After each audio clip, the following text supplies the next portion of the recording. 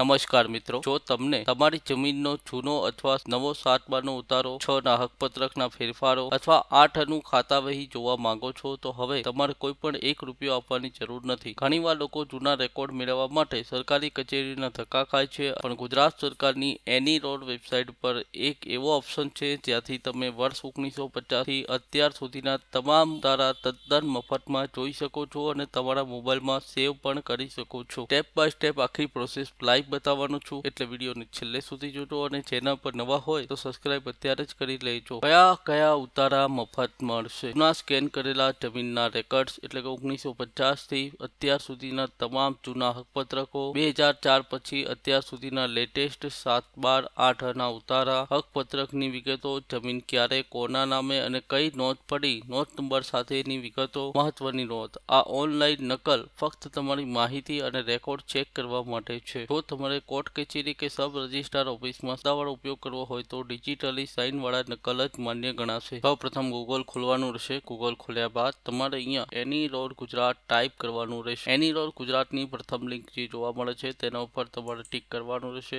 3 પ્રકારના ઓપ્શન અહીંયા ઉપરના જોવા મળે છે. અહીંયા તમારે રૂરલ લેન્ડ રેકોર્ડ એટલે કે ગામડાના ખેતીના બધા ડિટેલ્સ માટે અને શહેરી હોય તો શહેરી ઉપર ટિક કરવાનું રહેશે. અહીંયા તમે ગામડાનું ડિટેલ્સ આપણે જોઈએ છે એટલે ગામડામાં ટિક કરવાનું રહેશે. 2004 પહેલાના કોઈ પણ ડિટેલ્સ જોવા માંગતા હોય તો તમારે જૂના સ્કેન 7/12ના ઉતારા અને જૂના સ્કેન કામ નંબર હકપત્રક 8ની વિગતો જોવાની રહેશે. પરંતુ 2004 બાદ તમે જો કોઈ જોવા માંગતા હો તો 8, 7નું, 8નું અને એ રીતે તમે હકપત્રકના ડિટેલ્સ જોઈ શકો છો. ત્યારબાદ હકપત્રકમાં 135ની નોટિસ આવેલી છે કે નહીં, પ્રોમોગેશનમાં જૂનો સર્વે નંબરના આધારે પણ માહિતી મેળવી શકો છો. તો વર્ષ અને મહિના મુજબની નોંધોની વિગત પણ જોઈ શકો છો. ત્યારબાદ સર્વે નંબરને લગતી સંપૂર્ણ માહિતી અહીંયા તમે જોઈ શકો છો. ત્યારબાદ તમે રેવન્યુને લગતી કોઈ પણ કેસો હોય તો તે પણ તમે જોઈ શકો છો. સર્વે નંબર અથવા તો ખાતા નંબર ન હોય તો અહીંયા તમે ખાતેદારના નામ પરથી પણ જમીનની તમામ વિગતો જાણી શકો છો. ત્યારબાદ ખાતેદારની વિગતો અન્ય ભાષામાં જાણવા માટેનું પણ તમે અહીંયા ઓપ્શન જોવા મળે છે. અત્યારે આપણે અહીંયા 7 જૂના સ્કેન કરેલા એક ડિટેલ્સ જોઈ લઈએ છીએ. જૂના સ્કેન કરેલા 7/12ની વિગતો પર ટિક કરીએ છીએ. આપણે દાખલા તરીકે બનાસકાંઠાને પસંદ કરીએ છીએ. ત્યારબાદ વડગામ તાલુકાને પસંદ કરીએ છીએ અને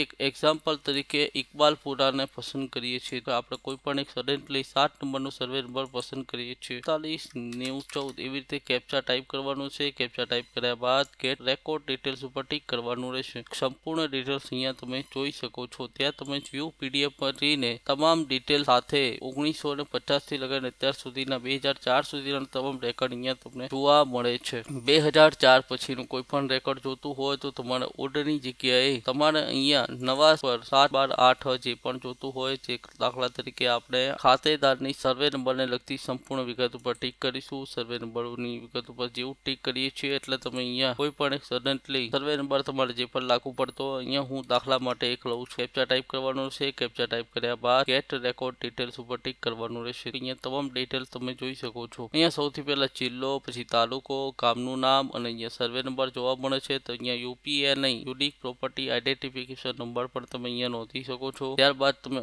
ઓલ્ડ નંબર જોઈ શકો છો. સર્વે નંબરને લગતી નોંધો જોઈ શકો છો. ત્યારબાદ કેટલું ખેતર છે તે જોઈ શકો છો. કોના કોના ખાતેદારના નામ છે તે જોઈ શકો છો. નીચે તમે જેવું જાઓ છો એટલે અહીંયા ગણોત્યા રૂપે છે કે સીધા માલિકી રૂપે છે એનું પણ તમે ડિટેલ્સ જોઈ શકો છો. ત્યારબાદ તમે નીચે જોવો છો કે નોંધો નંબર આપેલી છે અને આ જેટલી પણ નોંધો નંબર આપેલી છે તેની સામે છે એના તમામ ડિટેલ્સ આપેલી છે. 15 નંબરની નોંધ આપેલી છે. તમામ જેટલી પણ ડિટેલ્સ છે તમે તમામ અહીંયા તમે જોઈ શકો છો. એક જ વેબસાઇટ ઉપર તમે તમામ માહિતી ફ્રીમાં મેળવી શકો છો. જો તમને આ માહિતી ઉપયોગી લાગી હોય અને આનાથી તમારા પૈસા અને સમય બંને બચશે તો તમારા આ વિડીયોને તમારા વોટ્સએપ ગ્રુપમાં અને ખેડૂત મિત્રો સાથે અચૂક શેર કરજો, જેથી કોઈ છેતરાય નહીં. વિડીયો લાઇક કરવાનું ભૂલતા નહીં અને આવી જ કાયદાકીય તથા સરકારી યોજનાઓની સચોટ માહિતી માટે આપણી ચેનલ ગુજરાતી યોજના માર્ગદર્શકને અત્યારે સબસ્ક્રાઇબ કરી લો. મળીશું આવા જ એક ઉપયોગી વિડીયો સાથે. ત્યાં સુધી જય હિન્દ, જય જય ગરવી ગુજરાત.